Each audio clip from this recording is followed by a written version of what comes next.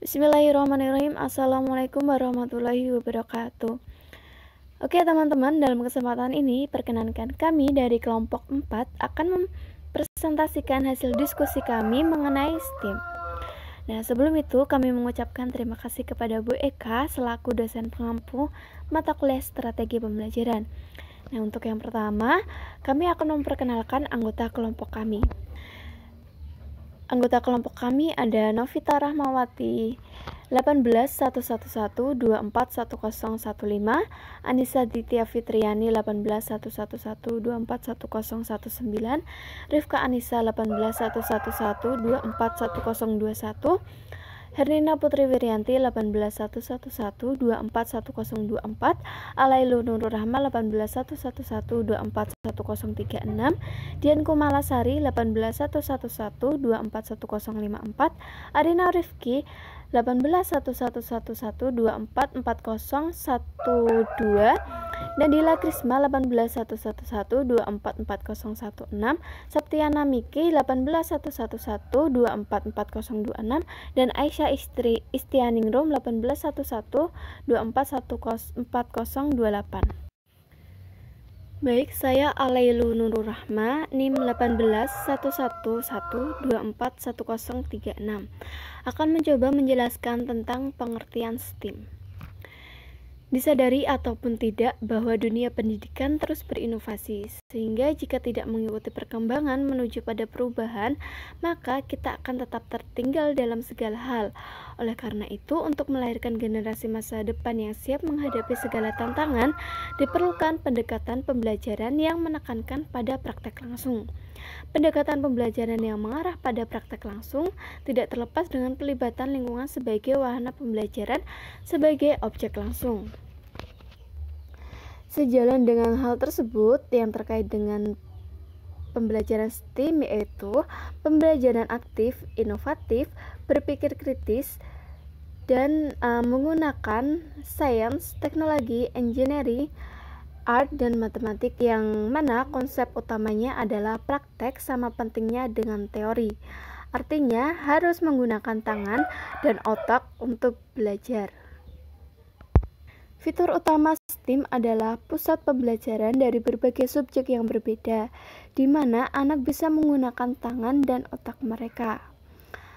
Anak harus mempraktekkan ilmu yang mereka pelajari. Pengaplikasian pembelajaran yang bermuatan STEAM dalam implementasinya diintegrasikan pada bidang ilmu yang berdasarkan aplikasi di kehidupan keseharian anak, yang memungkinkan peserta didik menjadi individu yang kreatif, inisiatif, dan inovatif. Baik, untuk yang selanjutnya yaitu ada konsep sains. Sains berasal dari kata Latin scientia yang berarti pengetahuan. Jadi, definisi sains ialah suatu cara untuk mempelajari berbagai aspek-aspek tertentu dari alam secara terorganisir, sistematik, dan melalui berbagai metode saintifik yang terbakukan. Menurut Wikipedia Indonesia, tentang ilmu alam, sains diambil dari kata Latin scientia yang berarti harfiahnya adalah pengetahuan. Sun and Trowbridge merumuskan bahwa sains merupakan kumpulan pengetahuan dan proses. Sains pada anak usia dini dapat diartikan sebagai hal-hal yang dapat menstimulasi anak untuk meningkatkan rasa ingin tahu, minat, dan pemecahan masalah, sehingga memunculkan pemikiran dan perbuatan seperti mengamati, berpikir, dan mengaitkan antar konsep atau peristiwa. Nah, di sini saya akan memberikan sedikit contoh sains ya, konsep sains untuk anak usia dini. Kalau untuk yang mungkin sains secara fisiknya itu, anak juga bisa belajar mengenai cara benda bergerak, perubahan pada benda, berat, bentuk, ukuran, dan warna. Jadi, anak dapat mengeksplorasi bagaimana benda-benda itu bergerak dan berubah. Seperti itu. Contohnya itu mungkin anak diajak membuat susu. Nah, di situ anak melihat es mencair, mengenal macam dan berbagai bentuk buah-buahan seperti itu. Lalu yang sains makhluk hidup itu mungkin contohnya seperti kayak menanam biji kacang yang dirawat hingga tumbuh batangnya, lalu bisa memperhatikan kolam atau akuarium sebagai salah satu tempat untuk hidup ikan atau makhluk hidup lainnya yang untuk tumbuh seperti itu. Lalu ada yang sains bumi dan lingkungan, itu contohnya itu mungkin seperti kayak mengenal benda angkasa atau benda yang ada di langit seperti matahari, bulan, dan bintang. Yang selanjutnya yaitu konsep teknologi. Menurut Wikipedia Indonesia, tentang teknologi secara umum adalah keseluruhan sarana untuk menyediakan barang-barang atau alat yang diperlukan bagi kelangsungan dan kenyamanan hidup manusia. Lalu, istilah teknologi sendiri berasal dari bahasa Yunani, yaitu teknik dan logos. Kata teknik yaitu keterampilan, sedangkan logos berarti ilmu. Jadi, teknologi itu berarti ilmu yang mempelajari tentang keterampilan. Teknologi secara umum yaitu ilmu yang berhubungan dengan alat atau mesin yang diciptakan untuk membantu dan mempermudah manusia dalam menyelesaikan masalah atau pekerjaan. Dengan demikian, kita sebagai orang dewasa, guru, dan orang tua tidak perlu takut apabila ingin memperkenalkan teknologi kepada anak, karena kebutuhan teknologi menjadi bahan pembelajaran bagi anak. Metode pembelajaran ini sangat cocok untuk membesarkan anak di tengah perkembangan era digital yang semakin pesat ini. Orang tua mau tidak mau harus peka terhadap perubahan zaman dan mengikuti perkembangan teknologi agar dapat membimbing anak untuk menggunakan teknologi secara bijak dan tepat. Selanjutnya yaitu tentang konsep engineering atau teknik. Aspek engineering dalam pendekatan STEM adalah keahlian yang dimiliki seseorang untuk mengoperasikan alat atau benda atau merangkai sesuatu. Menurut Blick 2015, mengklasifikasikan aspek engineering merujuk pada aplikasi dari pengetahuan sains dan keterampilan dalam menggunakan teknologi untuk menciptakan suatu cara yang memiliki manfaat. Selain itu, konsep engineering merupakan cara melakukan teknik memecahkan masalah menggunakan berbagai bahan, merancang dan menciptakan serta membangun sesuatu yang dapat difungsikan. Selanjutnya dikutip dari modul dengan judul Understanding STEM and How Children Use It, menjelaskan bahwa engineering applies science, math, and technology to solving problems. Engineering is using materials, designing, crafting, and building. It helps us understand how and why things work.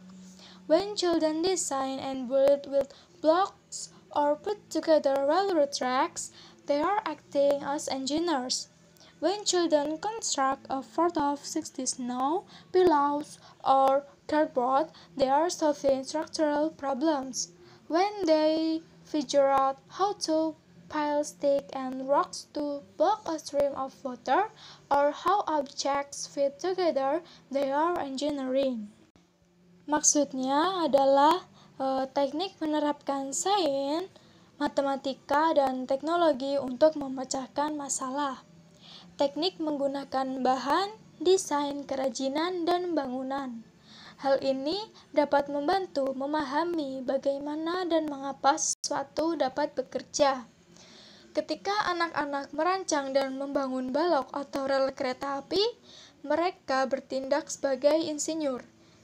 Ketika anak-anak membangun benteng yang terdiri dari 60 salju, bantal, atau karton, tandanya mereka dapat memecahkan masalah struktural. Ketika mereka menemukan cara untuk menumpuk tongkat dan batu untuk memblokir aliran air, atau bagaimana benda-benda saling cocok, saling pas ketika dikaitkan, itulah yang disebut dengan teknik. Selanjutnya, saya akan menjelaskan tentang konsep art atau seni. Seni merupakan segala sesuatu yang diciptakan oleh manusia yang mengandung unsur keindahan dan mampu membangkitkan perasaan dirinya sendiri maupun orang lain.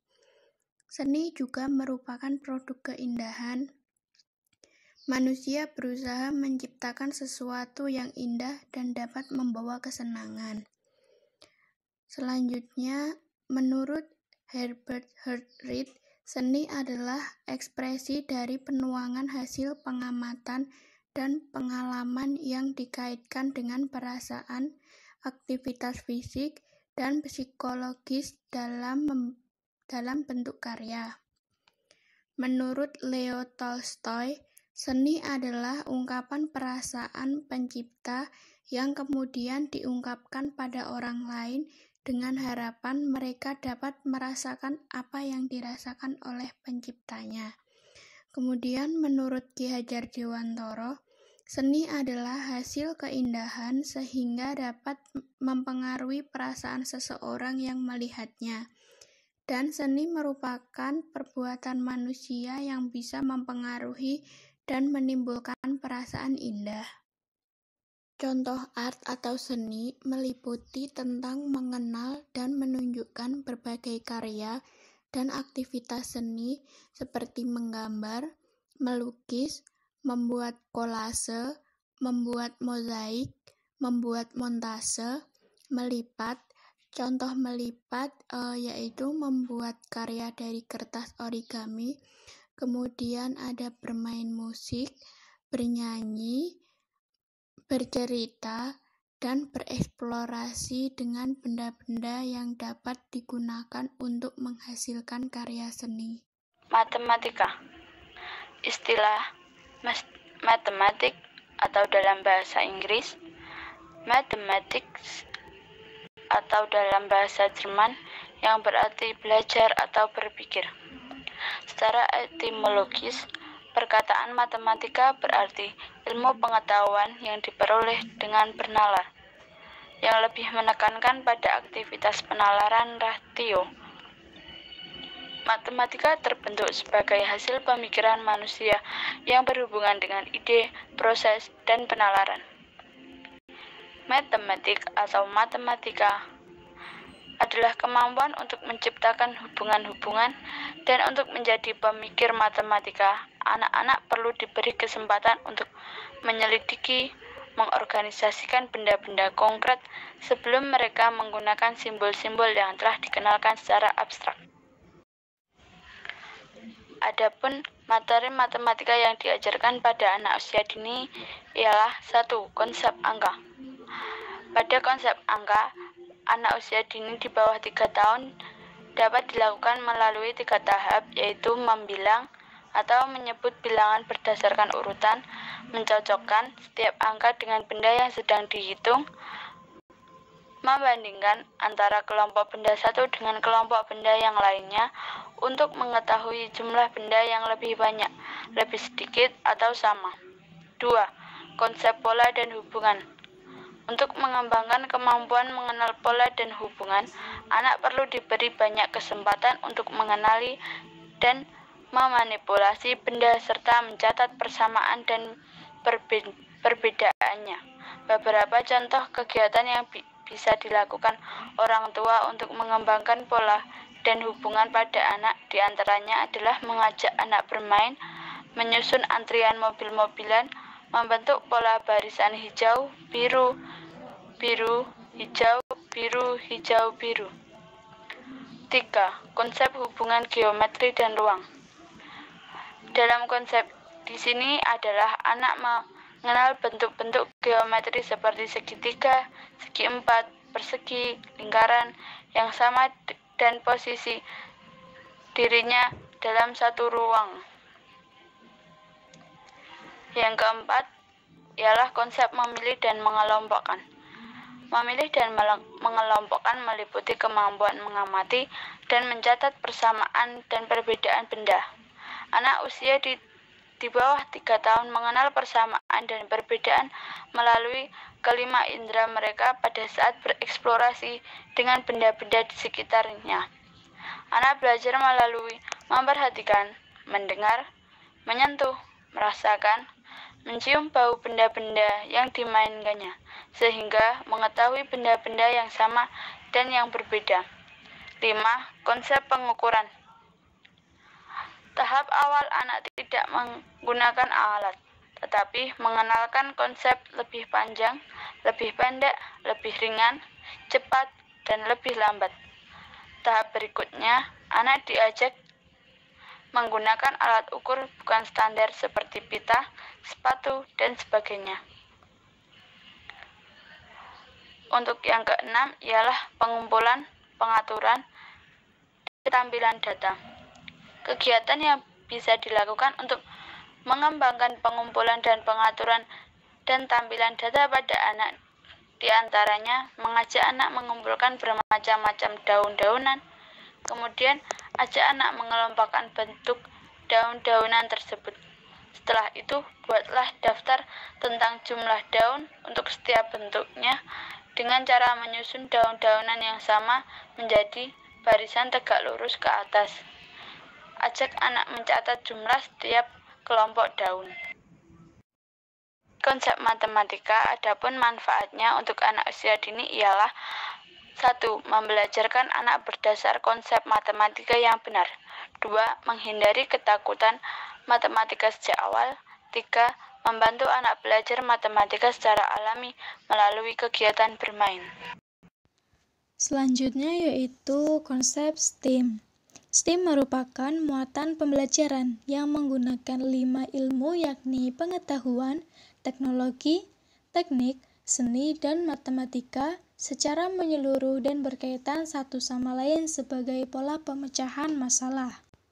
Hasil akhir yang diharapkan dari metode pembelajaran STEAM yaitu dapat membuat anak lebih berpikir kritis, mampu memecahkan masalah, mudah beradaptasi, dan komunikatif. Selain itu, dapat meningkatkan level kreativitas sehingga anak dapat belajar menjadi pemimpin, kreator, dan wirausahawan.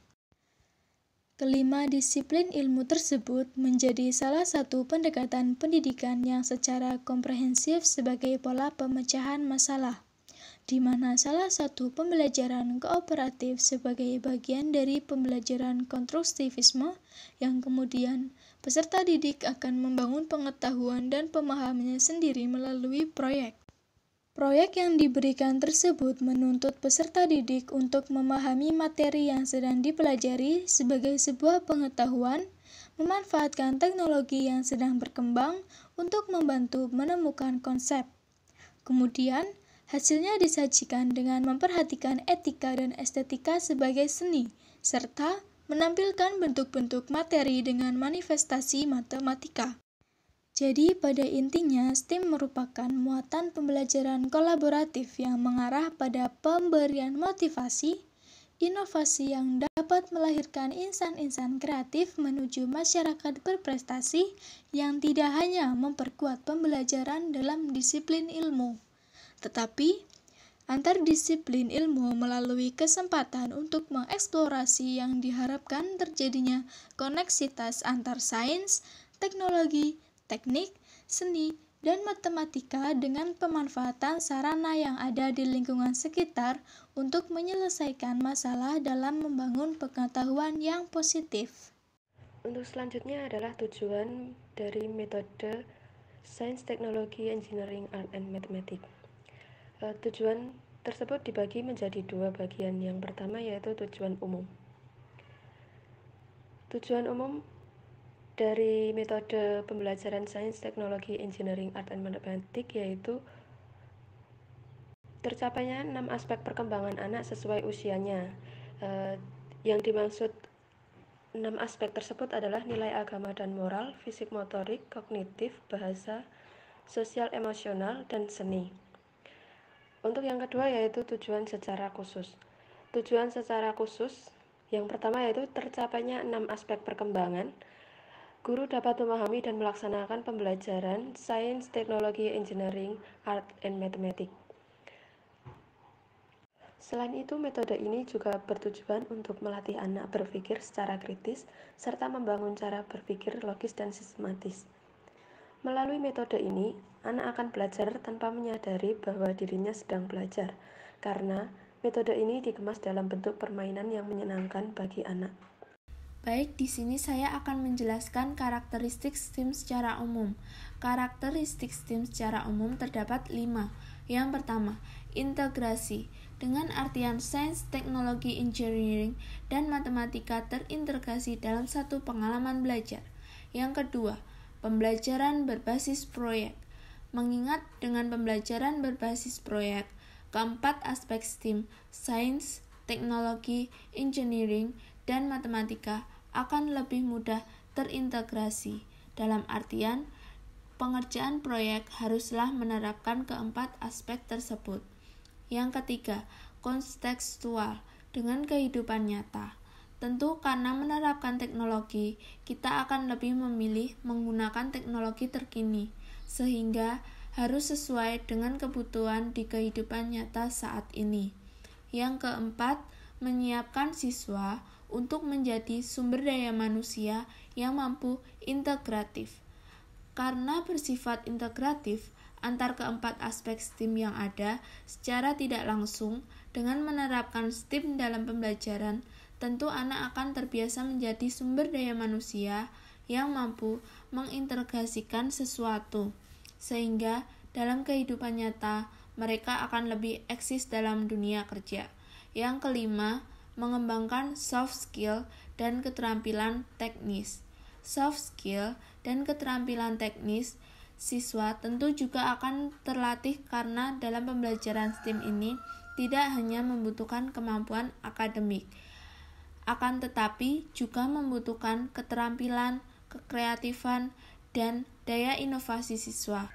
Bagaimana mengintegrasikan keempat aspek STEM tadi tentu juga butuh soft skill siswa. Tidak hanya itu, kemampuan mengkoorganisir waktu dan mengkoordinir kelompok juga akan tampak terlihat dalam pembelajaran ini, mengingat STEM tidak akan berjalan secara optimal jika dilakukan secara individu. Selanjutnya masih mengenai karakteristik. Karakteristik modal pembelajaran STEM dengan pendekatan saintifik adalah sebagai berikut. Yang pertama, mengenalkan konsep pendekatan saintifik, yaitu pendekatan pembelajaran yang memberikan kesempatan kepada peserta didik untuk mendapat pengalaman belajar melalui mengamati, menanya, mengumpulkan informasi, mengasosiasi, dan mengomunikasikan. Kedua, mengenalkan pembelajaran dengan koneksi lintas disiplin yang bermuatan sains, teknologi, engineering, art, dan matematika. Yang ketiga, melibatkan lingkungan alam sebagai media utama untuk mengenalkan pembelajaran yang bermuatan STEM. Yang keempat, kegiatan dikolaborasikan dengan kurikulum serta tema-tema yang sudah diidentifikasi oleh lembaga. Yang kelima, setiap kegiatan anak berorientasi pada prinsip perkembangan dan pertumbuhan anak dengan pembelajaran STEM dengan pendekatan saintifik. Yang keenam, menjadikan pembelajaran STEM dengan pendekatan saintifik sebagai kegiatan rutinitas yang tetap mengacu pada tema yang telah dipilih lembaga. Yang ketujuh, model ini dilaksanakan dengan kegiatan memanfaatkan bahan yang ada di lingkungan sekitar dalam bentuk kegiatan pembelajaran yang isi dan media penyampaiannya dikaitkan dengan lingkungan alam, lingkungan sosial, dan lingkungan budaya. Saya Dian Kumalasari dengan NIM 18111241054 akan menjelaskan mengenai kelebihan pembelajaran STEM. Kelebihan pembelajaran STEM yang pertama yaitu untuk meningkatkan cara berpikir siswa, karena dalam pembelajaran STEM sendiri, anak dapat mendapatkan beberapa materi dari berbagai disiplin ilmu. Yang kedua, kelebihan pembelajaran STEM sendiri dapat memperluas wawasan siswa. Mengapa? Karena dalam satu kali pembelajaran, anak dapat dikenalkan berbagai konsep pembelajaran seperti seni, matematika, sains, teknologi, dan teknik. Kelebihan pembelajaran STEAM yang ketiga yaitu siswa mampu berpikir kritis. Yang keempat, siswa lebih mudah menyelesaikan berbagai masalah karena dalam pembelajaran STEAM sendiri, siswa dituntut untuk aktif dan kreatif. Yang terakhir yaitu kolaborasi atau kerjasama saat berlangsungnya pembelajaran bisa membuat siswa lebih efektif dalam belajar. Kekurangan pembelajaran STEAM. Kekurangan pembelajaran STEAM yang pertama yaitu kurangnya ketersediaan guru STEAM dan persiapan yang buruk. Mungkin karena STEAM sendiri belum banyak dijalankan atau dilaksanakan oleh beberapa lembaga di sekitar kita. Jadi, memang untuk guru-guru yang ada, belum semuanya menguasai model pembelajaran STEAM itu sendiri. Karena belum menguasai model pembelajaran STEAM, maka persiapan yang dilakukan pun belum sesuai ketentuan dalam model pembelajaran STEAM. Kekurangan yang kedua yaitu kondisi fasilitas laboratorium dan media pembelajaran yang sering ditemukan bahwa dalam beberapa sekolah itu memang fasilitasnya belum memenuhi. Kekurangan yang ketiga yaitu tentang penyampaian konten dan metode penilaian yang kurang. Sudah dijelaskan pada kekurangan yang pertama, karena guru belum menguasai model pembelajaran STEAM, jadi penyampaian materinya pun kurang dapat dipahami oleh anak. Dan cara penilaian guru terhadap siswa pun belum terlalu baik. Yang keempat, kurangnya dukungan dari sekolah. Yang kelima, persiapan bahan ajar yang kurang. Karena media pembelajarannya belum terpenuhi dengan baik, jadi persiapan bahan ajar dari guru pun juga belum optimal. Yang terakhir, kurangnya investasi dalam pengembangan profesional guru. Saya Dian Kumalasari dengan NIM 181111241054 akan menjelaskan mengenai metode pembelajaran STEAM. Biasanya, pembelajaran STEAM dalam pendidikan anak usia dini menggunakan 5 metode ini. Yang pertama, ada metode bercerita, lalu metode bermain peran, metode konstruksi atau pembangunan, metode eksplorasi, dan yang terakhir yaitu metode proyek. Dengan menggunakan 5 metode ini, bisa dikatakan untuk jalannya pembelajaran STEAM sendiri dapat terlaksana dengan baik. Karena dalam penerapan satu metode seperti eksplorasi, anak bisa belajar mengenai seni, belajar sains, teknologi, matematika, dan teknik. Pengembangan STEAM proses dalam pembelajaran anak usia dini dapat dilakukan melalui yang pertama yaitu exploration, yang kedua extend, yang ketiga engage, dan yang terakhir yaitu evaluate. Untuk yang pertama yaitu exploration, berarti kita memberikan kesempatan kepada anak untuk mengeksplorasi alat dan juga bahan main dengan berbagai indera yang dimilikinya, sehingga mendorong rasa ingin tahu anak dan juga mendorong anak untuk bertanya. Di dalam hal ini, guru berperan sebagai fasilitator yang melakukan invitasi. Apa sih itu invitasi? Invitasi merupakan penataan benda-benda yang dipilih dan ditata atau dipajang di kelas yang mengundang anak untuk menggunakannya dalam pembelajaran. Dalam pengembangan kemampuan inquiry dapat dilakukan dengan melalui pertanyaan terbuka atau open-end question seperti Dapatkah kamu membangun pohon alfabet? Atau berapa banyak huruf yang diperlukan? Untuk yang kedua yaitu extend, guru mengajak anak untuk melakukan suatu investigasi atau tantangan. Tantangan yang terbuka ini dilakukan agar anak memecahkan suatu masalah dengan memanfaatkan material yang ada di sekitarnya. Tantangan ini dapat dilakukan anak secara individu dan juga kelompok.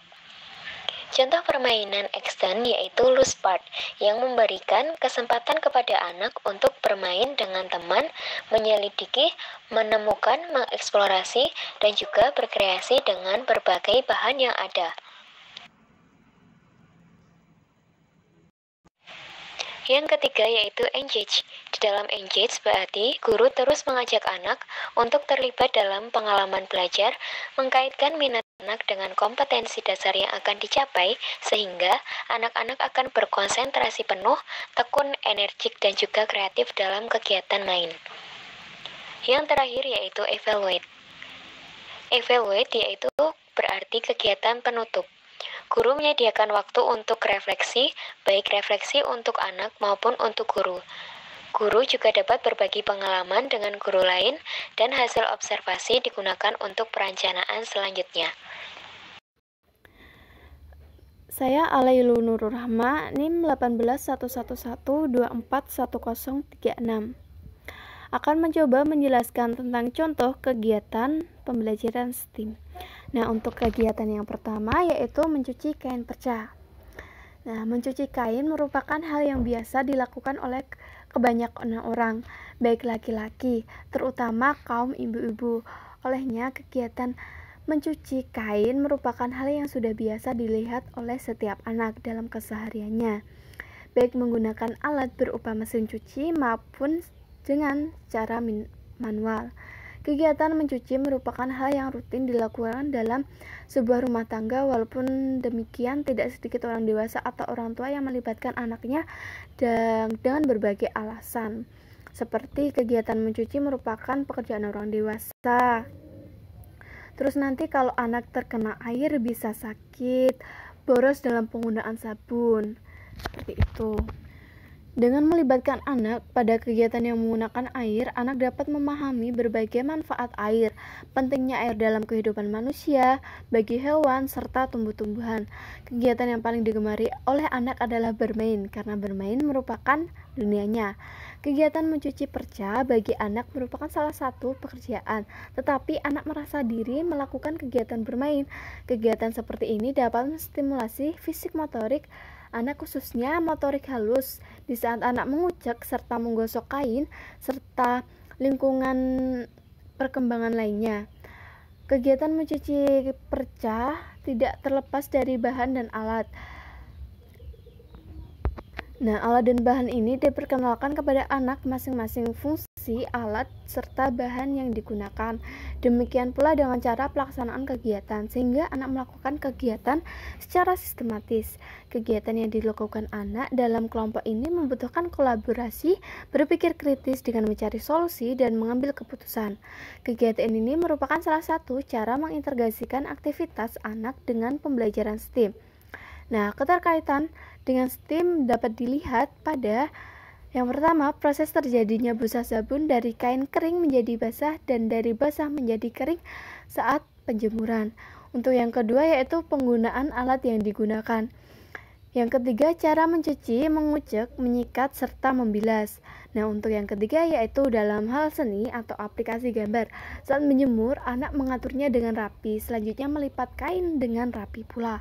Nah, dalam hal matematika, untuk yang pertama menghitung jumlah setiap anggota, menghitung jumlah alat yang digunakan, menghitung jumlah lembaran kain yang akan dicuci, menghitung jumlah gayung air, berapa sendok deterjen, bentuk guntingan kain yang ada, segi 4, segitiga, dan lingkaran. Untuk kegiatan yang kedua adalah menggelindingkan bola melalui bambu. Menggelindingkan bola di lantai atau di lapangan merupakan kegiatan yang menyenangkan hati anak dan biasa dilakukan oleh anak-anak, khususnya bagi anak usia dini. Main bola bagi anak merupakan kegiatan yang menstimulasi motorik halus dan motorik kasar, juga merupakan kegiatan yang dapat menstimulasi koordinasi mata dan tangan. Kegiatan meluncurkan bola terkait pula dengan keenam lingkup perkembangan anak yang terdiri atas nilai agama, moral, fisik motorik, kognitif, bahasa, sosial, emosional, dan seni. Bermain menggelindingkan bola melalui bambu tentu ada persyaratan yang harus diperhatikan oleh pemain. Hal yang pertama adalah mengenalkan alat yang terdiri atas bola kecil, bambu tempat bola meluncur air, baskom, dan keranjang tempat menyimpan bola. Permainan luncuran bola menggunakan bambu yang sudah diwarna-warni sebagai daya tarik bagi anak, sekaligus mengenalkan jenis-jenis warna. Selain itu, alat atau bambu yang digunakan mudah diperoleh di lingkungan sekitar anak. Hal yang perlu mendapat penguatan yang jelas terhadap anak adalah cara meletakkan bola. Peletakkan bambu harus dengan cara ujung bambu pertama di atas ujung bambu kedua dan seterusnya. Kegiatan yang dilakukan anak dalam kelompok ini membutuhkan kolaborasi, berpikir kritis dalam mencari solusi dan mengambil keputusan.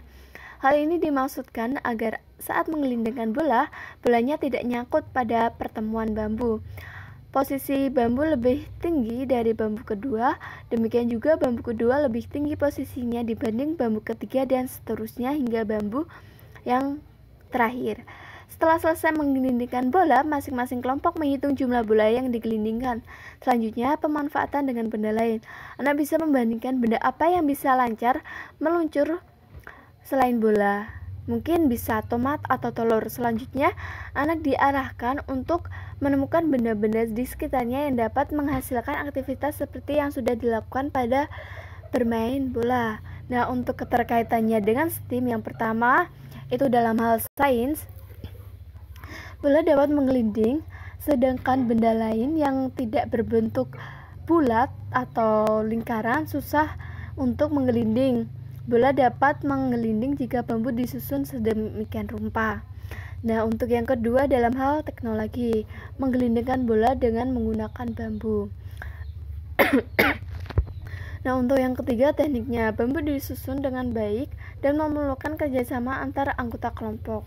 Nah, dalam hal seni, yaitu gambar dihasilkan oleh masing-masing anak setelah kegiatan selesai dilaksanakan. Nah, untuk yang kelima yaitu matematika, yaitu menghitung pemain, menghitung bambu yang digunakan dan jumlah masing-masing bola dan yang sesuai dengan warnanya. Nah, untuk yang kegiatan yang ketiga yaitu menanam cabai. Menanam cabai merupakan bagian dari tanaman buah yang tidak asing lagi bagi semua orang. Bahkan rasanya pun sudah pada diketahui bahwa cabai itu rasanya pedas. Tanaman merupakan salah satu tema yang dipilih lembaga PAUD pada umumnya. Walaupun jenis tanamannya berbeda-beda, ada menanam bunga, kangkung, serta yang lainnya. Walaupun pada umumnya lembaga mengangkat tema tanaman, tetapi sisi edukasinya belum terekam secara keseluruhan sebab biasanya yang dilihat adalah hasil akhirnya, yakni tumbuh atau tidak, berbuah atau tidak, berbunga atau tidak. Beberapa hal yang sering terlupakan yakni menanyakan pada anak siapa yang menciptakan tanaman, mengapa perlu pemeliharaan serta penyiraman. Dalam waktu 1 hingga 2 minggu sudah beberapa sentimeter ketinggian pohon cabai, berapa lembar daun yang sudah tumbuh. Hal ini anak perlu mengetahuinya dengan cara mengukurnya dengan menggunakan sentimeter atau penggaris. Bagaimana dengan media tanam yang digunakan, mengapa harus mencampurnya dengan pupuk, serta pembibitannya, hasil akhirnya berapa lama. Pertumbuhan pohon cabai hingga berbuah, buahnya dari warna apa menjadi warna apa, adakah perubahan atau tidak. Sebelum melakukan penaburan benih, anak-anak perlu diberikan penguatan mengenai jenis, alat dan bahan serta fungsinya agar anak tidak kebingungan di saat melakukan aksi. Alat dan bahan yang dimaksud seperti playback, skop, corak penyiram, bibit cabai, media tanam, dan air. Selanjutnya menjelaskan kepada anak langkah-langkah pelaksanaan kegiatan. Di akhir kegiatan, anak diarahkan untuk menemukan benda-benda di sekitarnya yang dapat menghasilkan aktivitas seperti yang sudah dilakukan pada cabai. Nah, untuk keterkaitannya dengan STEAM, yaitu yang pertama dalam hal sains, biji cabai yang ditanam dalam wadah tanah akan muncul atau tumbuh tanaman yang semakin hari semakin membesar. Nah, untuk yang kedua yaitu teknologi. Alat yang digunakan saat tanah digembur-gemburkan atau pada proses pengolahan tanah menanam biji cabai dalam tanah. Nah, untuk yang ketiga tekniknya mengolah tanah sebagai media dengan mencampur tanah dengan sekam dan pupuk. Nah, untuk yang keempat seni, gambar yang dihasilkan oleh masing-masing anak setelah kegiatan atau tahapan selesai dilaksanakan. Nah, untuk yang kelima, dalam hal matematika atau menghitung jumlah tanah untuk satu polybag, jumlah biji cabai, jumlah air untuk menyiram, dan tinggi tanaman. Nah, itu tadi contoh-contoh kegiatan anak yang bisa dilakukan atau diterapkan di dalam rumah atau mungkin di lembaga sekolah. Seperti itu. Baik, itu tadi presentasi dari kelompok kami. Apabila ada kekurangan, kesalahan, dan kurang jelasnya materi yang kami sampaikan, kami meminta maaf. Cukup sekian dari kelompok 4. Wassalamualaikum warahmatullahi wabarakatuh.